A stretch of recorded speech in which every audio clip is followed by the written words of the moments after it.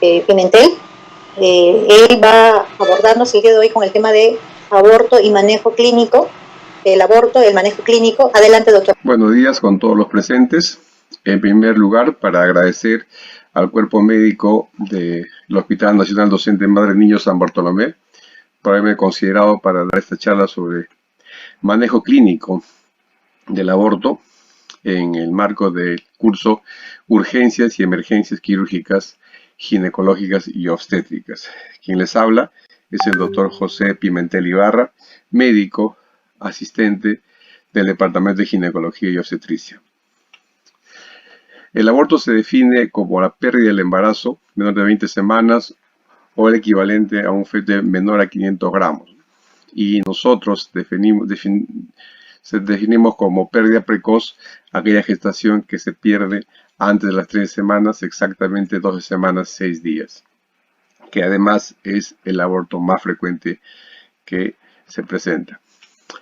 Cuando hablamos de tipo de aborto, hablamos del aborto espontáneo, aquel que se da por la evolución natural del proceso de gestación, y el inducido que por voluntades o por decisiones médicas se interrumpe la gestación.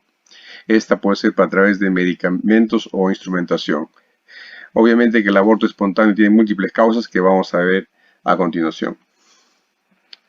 Pero antes, hablar un poco sobre los tipos de abortos inducidos. El que tiene aceptación legal y está dentro del marco normativo del Estado peruano está el aborto terapéutico, aquella que se realiza en casos de que el embarazo signifique un riesgo de muerte para la madre.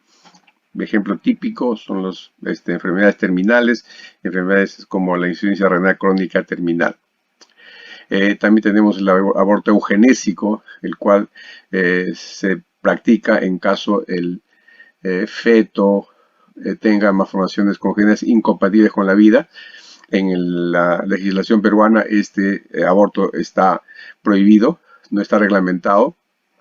Y finalmente tenemos el aborto electivo, en el cual la madre, la familia, el esposo y la esposa deciden electivamente y voluntariamente interrumpir el embarazo. De más está decir que ese tipo de aborto no está legislado en el Perú. Cuando hablamos de aborto, tenemos que tener en consideración la terminología que acompaña a este tema. Primero tenemos el embarazo anembrionado, que se define como aquel saco vitelino mayor o igual a 25 milímetros, con ausencia de vesícula vitelina y ausencia de embrión. La pérdida precoz ya lo habíamos definido como la pérdida en el primer trimestre, exactamente 12 semanas, 6 días. Aborto recurrente es la pérdida espontánea de 2 o más embarazos. Aborto séptico es el aborto espontáneo o inducido que se complica con una infección y que puede comprometer la salud de la madre y puede terminar comprometiendo también el futuro reproductivo, porque muchos de pacientes podrían terminar en salpingo o ovarectomía más histerectomía bilateral. La muerte fetal es la ausencia de latidos en un feto mayor de 350 gramos. Aborto inevitable, en la literatura española la consideramos como aquella pérdida o el que se da antes de las 20 semanas por las roturas de membranas amnióticas. El aborto retenido es el embarazo no viable que no da síntomas en la paciente y que es diagnosticado durante la ecografía de control. También trabajamos nosotros con la amenaza de aborto, que se caracteriza por la tríade dolor, tipo cólico, sangrado vaginal y asociado a no cambios cervicales. El aborto en curso es aquel aborto que se da por sangrado, dolor y cambios cervicales. ¿Cuáles son los factores de riesgo para el aborto? De lejos, el más importante es la edad de la mujer. Se dice que la edad óptima para que una mujer tenga hijos sin mayor problema es entre los 20 y 30 años. La edad como factor de riesgo se da en los dos extremos de la vida, durante la adolescencia y después de 35 años.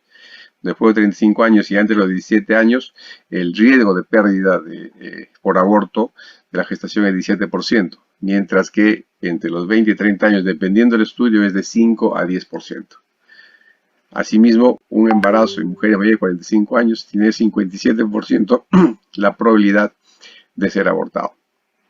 Entonces, la edad es importante para el pronóstico de un embarazo, y debemos tener en consideración que la sociedad actualmente exige a la mujer estudio, trabajo, maestrías, preparaciones que involucran mayor inversión en tiempo y postergación de la maternidad.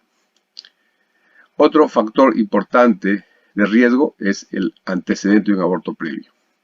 Si bien en un aborto no compromete mucho la posibilidad de éxito en el segundo embarazo, más que el riesgo relativo de 1.5, un segundo aborto sí ya aumenta a 2.2 veces el riesgo de pérdida en el tercer embarazo, y si es que la pérdida es de 3 embarazos, la probabilidad de una cuarta pérdida es cerca de 4 veces el riesgo relativo de la población en general. Además, está a decir también que las infecciones son importantes como diagnóstico o factores de riesgo de un aborto. No estamos la sífilis, parvovirus, zika, citomegalovirus, entre otros. También hay condiciones maternas que pueden generar aborto, como enfermedades tipo diabetes, obesidad. En cuanto a la diabetes, sabemos que el mantenimiento de la glicemia antes del embarazo debe ser óptima mínimo 6 meses, debido a que la glucosilación podría tener riesgos, malformaciones fetales en el producto, ¿no? Igualmente, la obesidad, se dice que el hecho de que el índice de masa corporal sea más de 25 implica que la posibilidad es 70% de riesgo de aborto por sí solo. También es importante en las enfermedades tiroideas, sobre todo el hipotiroidismo. Ustedes conocen que el embarazo es una condición especial en la mujer que requiere un gran movimiento metabólico, ¿no? Entonces, y la hormona tiroidea es la reina, es la reina de todo el proceso metabólico. Entonces, y es más, ustedes saben que los requerimientos de esta hormona aumentan durante la gestación. Por tanto, si una paciente tiene un TSH elevado o hipotiroidismo, quiere decir que el riesgo de aborto va a ser alto. Idealmente, en el embarazo se sugiere que el TSH esté igual o menor a 2.5. En cuanto al estrés, es una situación contradictoria.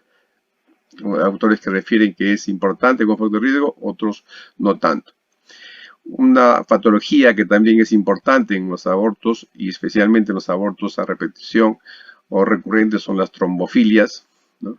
También la presencia de dispositivos intrauterinos, que si bien es cierto, tienen una alta tasa de protección, podrían condicionar dos cosas: un embarazo ectópico o un embarazo intrauterino, que por su naturaleza podría complicarse un embarazo que generalmente podría estar incluso infectado, debido a que recuerden que el dispositivo intrauterino es un puente entre la vagina y la cavidad endometrial, y por lo tanto expone a la flora vaginal de alguna manera al endometrio o la adhesividad de la cavidad intrauterina. También es importante que conozcamos que el aborto como factor de riesgo es importante son las drogas, el alcohol, obviamente las medicinas citotóxicas, los factores ambientales y raza. También sabemos que en los países europeos y americanos del norte, la raza negra y la raza hispana son los de mayor riesgo para tener abortos en sus diversas formas.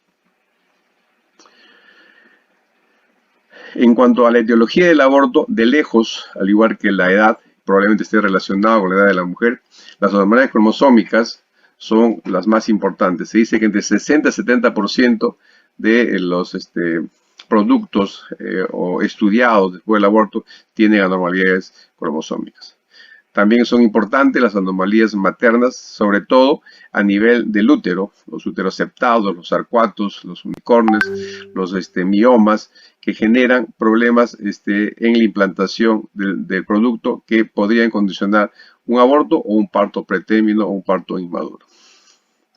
Los traumatismos también están como factores importantes en la etiología, debido a que vivimos en una sociedad violenta, donde las tasas de violencia entre nosotros está aumentando y por ende no es extraño que las mujeres tengan lesiones punzocortantes o lesiones de bala por producto de este mismo hecho de la violencia en las ciudades.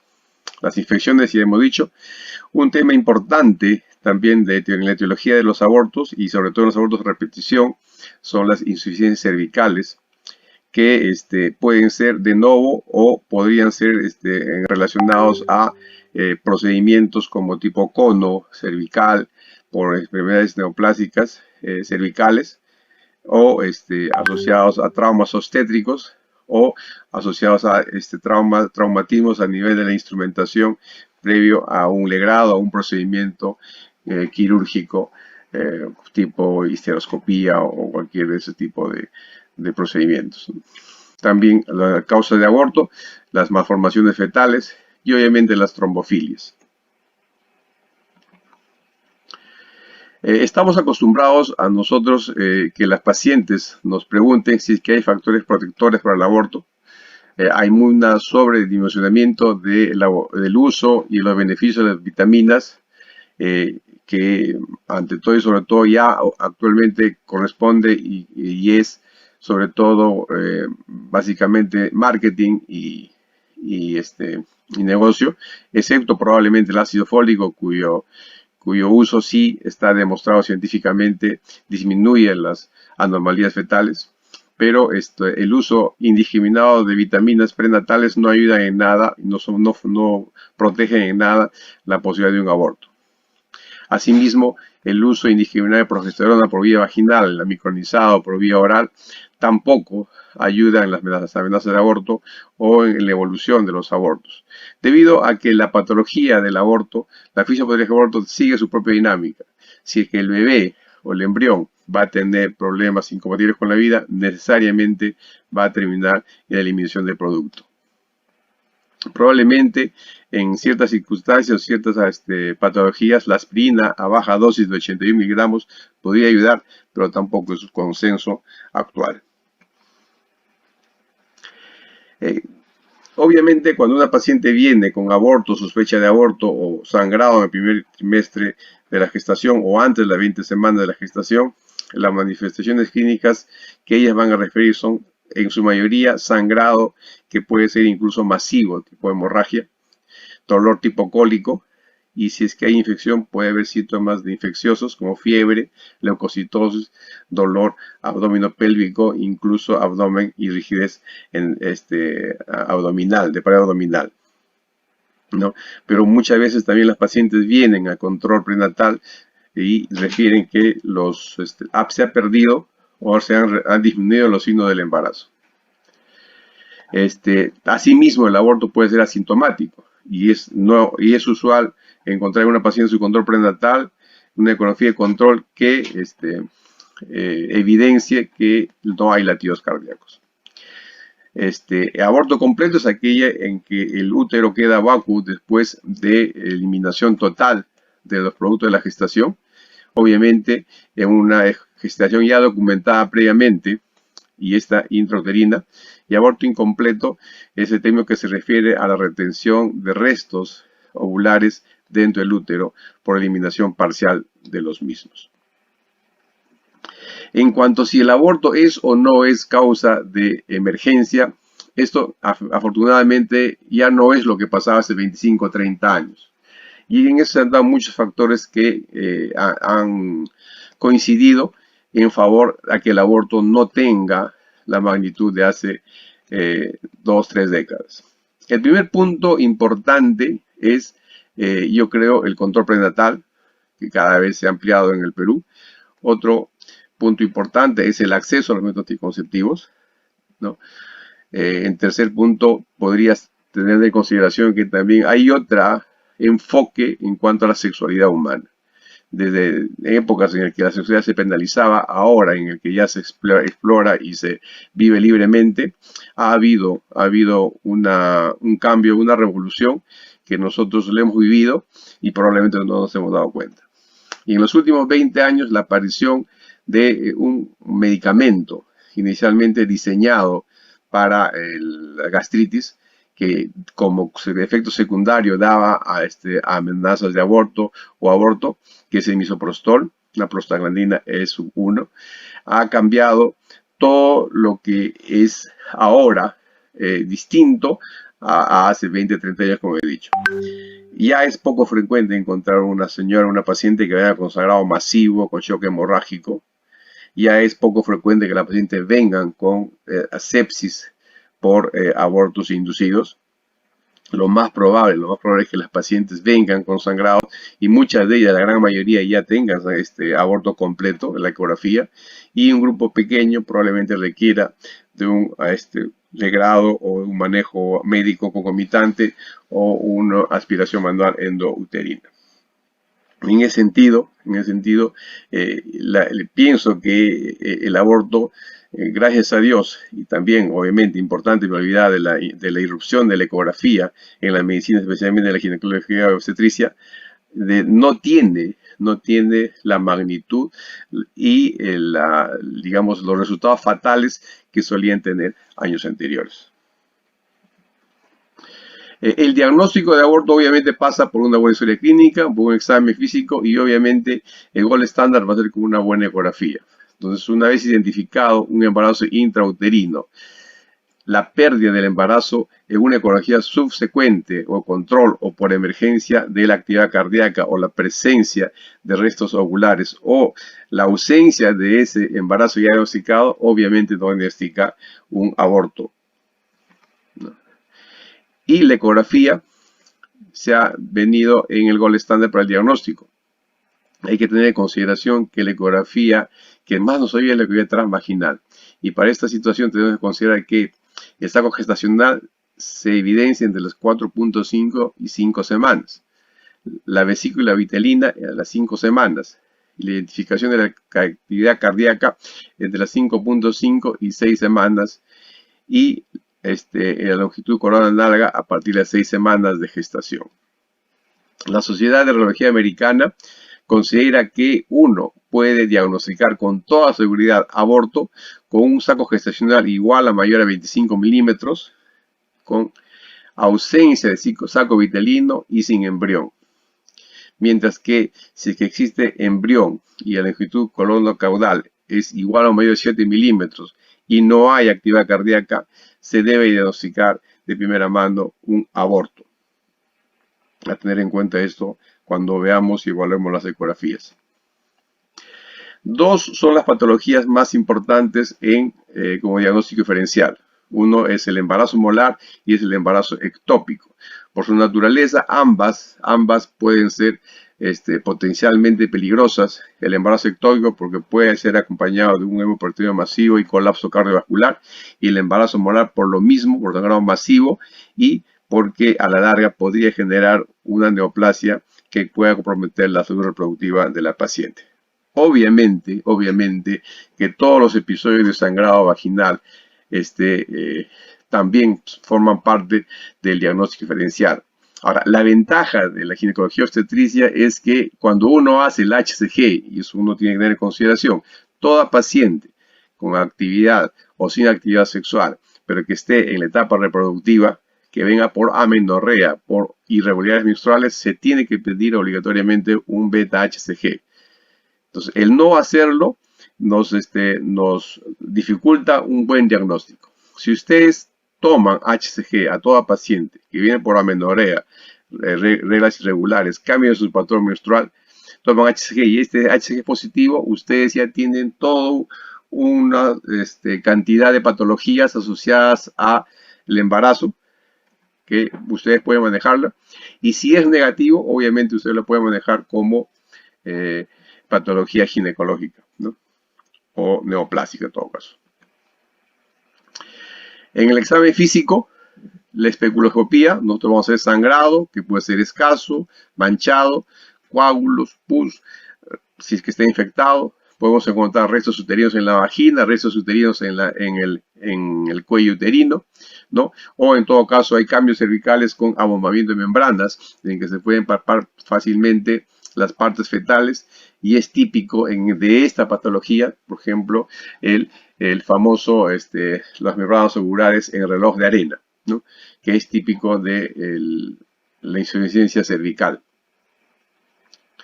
Al examen manual vamos a encontrar coágulos, sangre, vamos a encontrar, podría haber cambios cervicales, un cervix abierto, podemos encontrar también restos ovulares, restos fetales, ¿no? Y en el tacto biomanual, a la evaluación, se pueda encontrar una aproximación de la edad gestacional en caso la paciente no tenga control prenatales y no tenga ecografía, ¿no? Adicionalmente, nos va a facilitar encontrar masas o tumores anexiales y uterinos. Y evidentemente, si tienes Doppler a la mano y la gestación es mayor de 2 semanas, se puede ver presencia o signos activos cardíacos que nos podrían orientar en el diagnóstico. En cuanto al laboratorio que nosotros solicitamos para el aborto, obviamente está un grupo sanguíneo, factor ARH de ingreso. Necesitamos también el beta-HCG para decir que el embarazo aún no estaba diagnosticado o hay desconocimiento por parte de la paciente. Y es importante también el HCG para seguimiento posterior en caso no tome decisiones. Porque las decisiones podrían ser de manejo y control en 24, 48 o una semana. Entonces la dinámica del HCG nos va a ayudar a nosotros a seguir esta gestación, que en gestaciones normales más o menos a las 48 horas duplica los valores de HCG o al menos aumenta 50%. Mientras que si hay una, digamos, un plató en el HCG o una disminución de ella, inmediatamente nosotros debemos asumir de que estamos frente a un aborto que probablemente no esté dando mayores síntomas. Importante para todos nosotros conocer la tasa de depuración diaria de HCG. Una vez que el embrión muere, una vez que ya no empieza a producir HCG, ustedes tienen en consideración que la pérdida diaria de HCG va a ser 15% por día en relación al día previo, ¿no? Progesterona sérica nosotros no la medimos, ¿no? Y obviamente las pacientes que van a probablemente requerir tratamiento quirúrgico, un perfil preoperatorio, un urocultivo y un riesgo quirúrgico. En cuanto a tratamiento del aborto, decía anteriormente que el aborto ya dejó de ser una patología en el cual la mayoría, o en todo caso estamos acostumbrados a ver casos en el que la paciente venía prácticamente como usuaria de las unidades de cuidados intensivos. Ahora, por lo que hemos conversado, el aborto se puede manejar de diversas maneras. Hay 3 maneras de manejarlo. Uno puede ser expectante, teniendo en consideración que el aborto es un proceso que se va a autolimitar. Se dice que entre 70 a 80% de embarazos de primer trimestre en el cual se diagnostica un aborto, se va a autolimitar a los 14 días y se va, digamos, el útero vaciar y se va a convertir en un aborto completo. Entonces, si la paciente teme ser operada, si la paciente está estable, si la paciente desea hacer un seguimiento continuo médico, si la paciente quiere no ser tratada con medicamentos o quirúrgicamente, conversando y bajo su responsabilidad y con un seguimiento periódico se podría dar un manejo expectante. Obviamente tenemos que conversar con la paciente y explicar que puede haber complicaciones. ¿Cuál es la complicación más frecuente? Es la eliminación incompleta. Quiere decir que al mes de iniciar el tratamiento o de la espera, podría ser que la paciente podría requerir un legrado debido a que no ha eliminado completamente los productos ovulares, ¿no? Y la necesidad de tratamiento quirúrgico va a ser impostergable. Obviamente tener el cuello uterino abierto, tener sangrado permanente, tener exposición a la flora vaginal. Es más, muchas parejas tienen actividad sexual en estas condiciones, podrían generar infecciones que pueden comprometer su vida con una coagulación intravascular diseminada. Y obviamente también explicar a la paciente que este manejo expectante implica una pérdida constante, prolongada de sangre que muchas veces podría convertirse en un sangrado masivo tipo hemorrágico. Pero de todas maneras está la conducta expectante.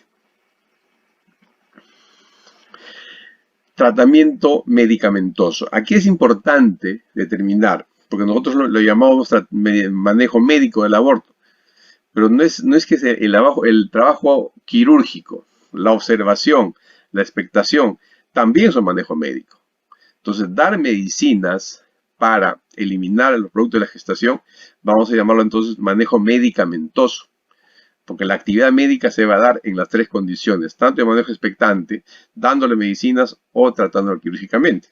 Entonces, en el manejo medicamentoso, En el Perú, básicamente lo hacemos con misoprostol. El protocolo de la OMS es para menores de 13 semanas, 400 microgramos, podría ser sublingual o 600 miligramos oral, ¿no? Eh, por ejemplo, la fórmula que muchos usan y muchas pacientes llegan a las emergencias sangrando porque se han tomado 2 pastillas por vía vaginal, por vía oral, perdón, y se han puesto 2 por vía vaginal, ¿no? Pero el protocolo es de 400 a 600 microgramos por vía oral o sublingual y no está exento de producir efectos adversos. Las más frecuentes, en un 53%, son las náuseas, le siguen un 20% los vómitos y la diarrea, dolor abdominal el 29% y fiebre, ¿no? Siempre el tratamiento medicamentoso va a requerir también un seguimiento periódico con niveles de HCG, ecografías periódicas y también, al igual que en el manejo expectante, las complicaciones más frecuentes son la retención de los productos, las infecciones, las hemorragias y eventualmente la sepsis y muerte materna. Y obviamente también a veces por la naturaleza y por el tiempo de espera, por el grado inflamatorio, a veces es más fácil hacer la perforación uterina o el desgarro cervical. ¿Cuánto tiempo es óptimamente uno podría esperar un manejo medicamentoso? La literatura refiere que es 30 días. 30 días después de iniciar el tratamiento, usted ya la paciente debía dar de alta con un endometrio 5 milímetros vacuo y sin sangrado y sin HCG positivo, ¿no? O menor de 5.000 unidades. Entonces, ese es el manejo medicamentoso que se propone. También en los países europeos y en Estados Unidos existe la mifepristone, que es de 200 miligramos, que se da 24 horas antes de del tratamiento con misoprostol. El beneficio de este medicamento es que va a bloquear los receptores de progestágeno, entonces haciendo, digamos, más exitoso la eliminación. Se dice que el manejo conjunto de mifepristone y misoprostol probablemente se acerca al 99% de éxito, mientras que con misoprostol probablemente estamos llegando al 80% en el éxito de las terminación de los abortos del primer trimestre, o entre las 3 semanas. El tratamiento quirúrgico tiene sus ventajas y sus desventajas, obviamente, como todo. La ventaja probablemente es que es rápido, obviamente es invasiva y permite que las personas lleguen, o las mujeres lleguen a su vida cotidiana con más prontitud, a su trabajo, a su vida sexual, a su vida reproductiva. Pero también, como todo tratamiento quirúrgico, no está exento de complicaciones. ¿Y cuáles son las complicaciones? Vamos a ver más tarde. Entonces, el tratamiento quirúrgico es la dilatación y el curetaje. La dilatación y el curetaje mejora mucho actualmente colocándole 4 o 6 horas antes de la dilatación misoprostol, que te facilita mediante el ablandamiento del cuello la dilatación y el curetaje. De preferencia usar siempre la cureta Roma, ¿no?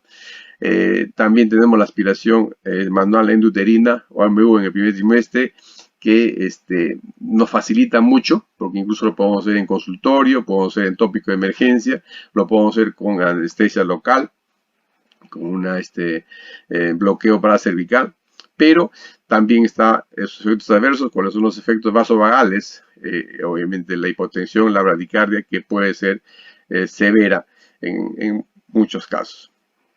La aspiración eléctrica, lo mismo, también es parte del tratamiento quirúrgico, y en pacientes en los cuales el tratamiento médico no ha surtido efecto, en los pacientes en los cuales hay complicaciones del estado general de la paciente, entonces se podría, básicamente en el segundo trimestre, se podría practicar una histerotomía o una histerectomía. Obviamente en estos casos el compromiso del futuro reproductivo de la paciente ya puede ser que venga menos, ¿no? En general, para los abortos tardíos después de las 3 semanas y antes de las 20 semanas, se recomienda primero la evacuación médica intrahospitalaria, de tal manera que una vez eliminados los productos de la concepción, el feto entra a un legrado a sala de operaciones para la extracción completa de la placenta. ¿no? En cuanto al uso de antibiótico profilaxis, en el tratamiento quirúrgico no hay consenso, pero si la patología, si el cuadro clínico lo amerita, obviamente la cobertura antibiótica tiene que darse, sobre todo si se sospecha un aborto séptico.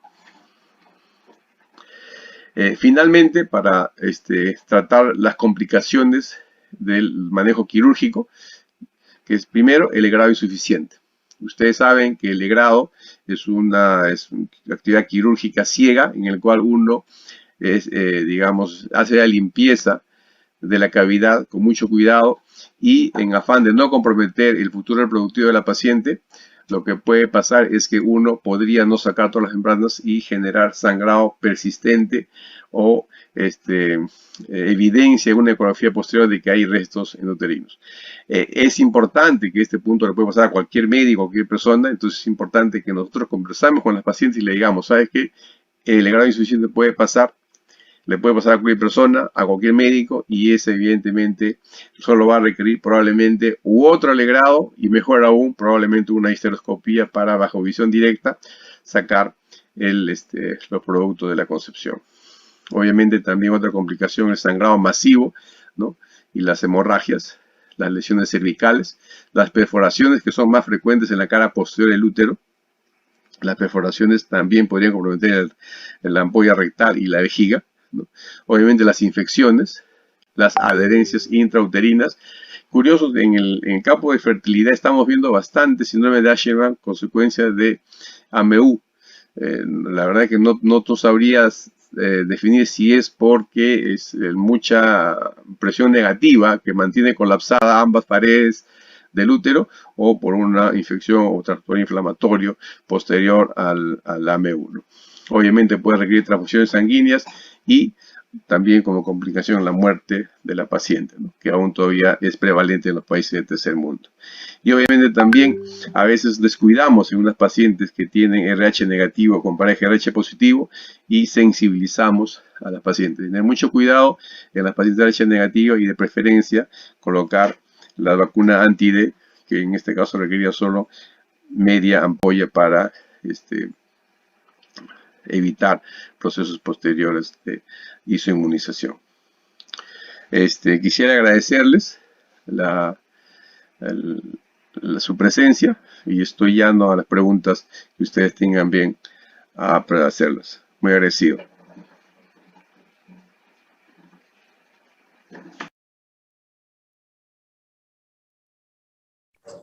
Muchas gracias, doctor, por su ponencia. Ahora mismo estamos dejando abierto el chat para leer las dudas y usted nos puede responder.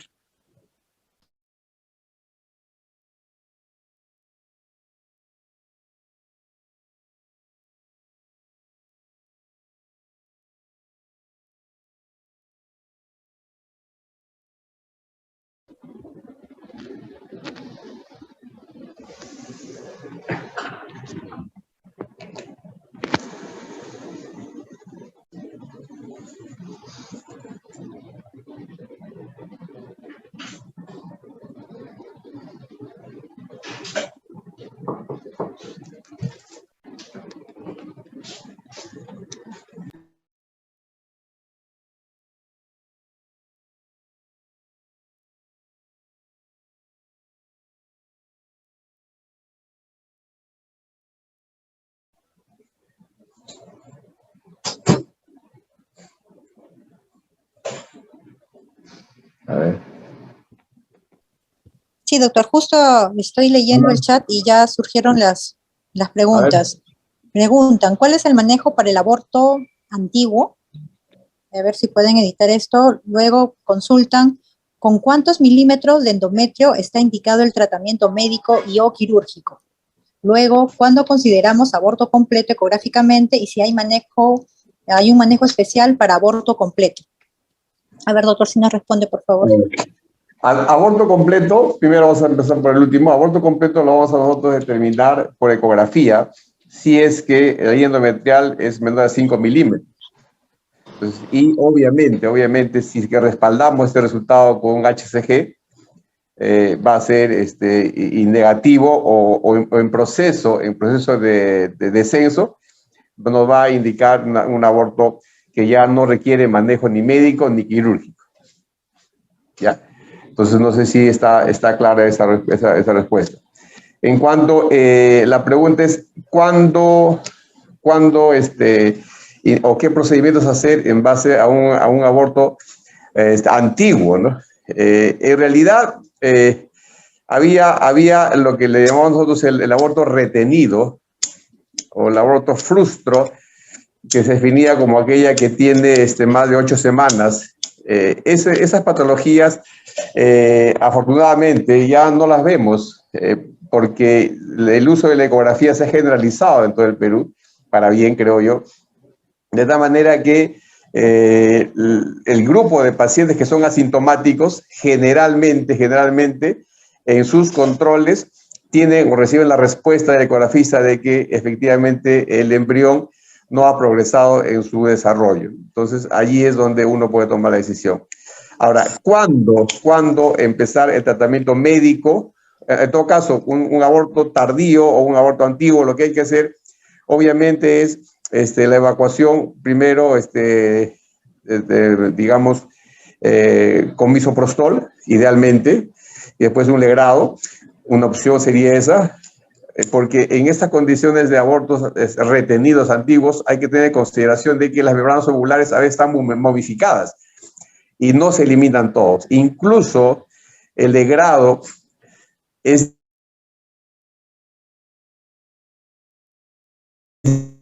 difícil. ¿Por qué? Porque son tejidos que no desprenden del todo de parte del endometrio. Entonces,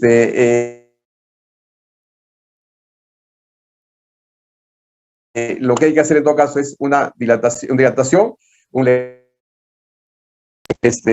lo que debemos procurar es, si es posible, apoyarnos con un histeroscopio, porque puede suceder de que estas pacientes sí pueden tener digamos, un legrado insuficiente.